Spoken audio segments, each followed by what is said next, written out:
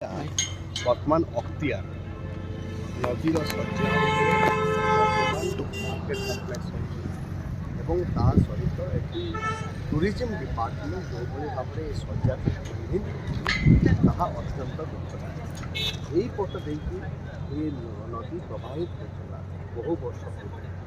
ଏବେ ଯଦିଓ ସେ ନଦୀ ନାହିଁ, କିନ୍ତୁ ବର୍ଷା ଦିନେ ଏ ନଦୀର ପ୍ରବାହ ଆମେ ଦେଖୁ, ଲୋକମାନେ ଦେଖନ୍ତି। এইপটে কলভট ଥିଲା, এই কলভଟ ଦେଇକି ପାଣି ଯାଉଥିଲା ଏବଂ ଯେଉଁ ତୀର୍ଥ ପୋଖରୀ ଅଛି ଚନ୍ଦ୍ରଭାଗା ତୀର୍ଥ ପୋଖରୀ ସେପଟ ଦେଇକି ସମୁଦ୍ରକୁ ସିଏ ବିଲୀନ ହେଉଥିଲା। କିନ୍ତୁ ଆମେ ଦେଖିଲୁ ବର୍ତ୍ତମାନ ଯେ ଆଗରୁ ଯେଉଁପଟେ ନଦୀ ପ୍ରବାହିତ ହେଉଥିଲା ସେ ଜାଗାରେ ପୁରାପୁରି ନଦୀର ପ୍ରବାହର ଯେଉଁ ଜାଗା ତାକୁ ବନ୍ଦ କରିଦିଆଯାଇଛି, ପୁରାପୁରି ବନ୍ଦ ହେଇଯାଇଛି, ଯାହାଫଳରେ କି ବର୍ଷା ଦିନେ ସେଠି ବହୁତ ପାଣି ଜମା ହେଉଛି ଏବଂ ସେ ପାଣି ଜମା ହେବା ଫଳରେ ସେଠାକାର ଯେଉଁ ବନ୍ୟଜନ୍ତୁ ହରିଣ ଏସବୁ ଖାଇବାକୁ ନ ପାଇକି ମରୁଛନ୍ତି।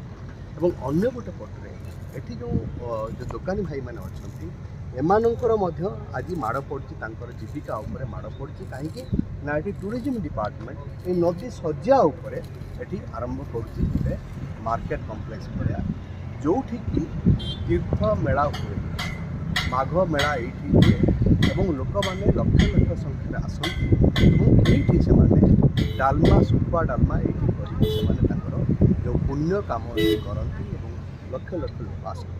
ବର୍ତ୍ତମାନ ସେ ଲୋକ ଆସିବା ପାଇଁ ଆଉ କୌଣସି ଅବକାଶ ନାହିଁ। ଏ ଜାଗାଟା ପୁରା ଅକ୍ତିଆର କରିଦେଇଛନ୍ତି। କାହାର ଅଧିକାର ଅଛି ଅକ୍ତିଆର କରିବା ପାଇଁ ମୋତେ କହିଲେ? ଗୋଟେ ନଦୀର ଶଯ୍ୟାକୁ ଅକ୍ତିଆର କରିବାର ଅଧିକାର ନା ସରକାରର ଅଛି ନା କାହାର ଅଛି। ତେଣୁ ଆମେ ୟା ବିରୁଦ୍ଧରେ ସ୍ୱର ଉତ୍ତୋଳନ କରିବୁ ଏବଂ ସେଇଥିପାଇଁ ଆମେ କଲେକ୍ଟରଙ୍କୁ ଆସନ୍ତା ସୋମବାର ଦିନ ଭେଟିବୁ ଏବଂ ତା ସହିତ ଆମେ ନ୍ୟାୟିକ ଲଢ଼େଇ ମଧ୍ୟ ଲଢ଼ିବୁ। ଏ ନଦୀ ତମର ନୁହଁ, ଏ ନଦୀ ହେଉଛି ପ୍ରକୃତିର, ଏ ନଦୀ ହେଉଛି ଜୀବଜଗତର।